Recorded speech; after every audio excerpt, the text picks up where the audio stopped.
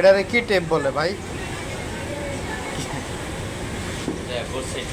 কোনটা বোর্ডসের টেপ? কই কোনটা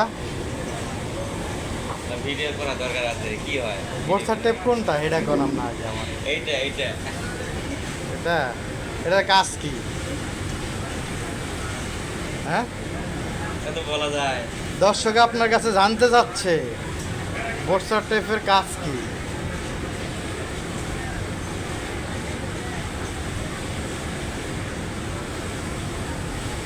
হুম বলা করা হয় কোনটা করা হয় না?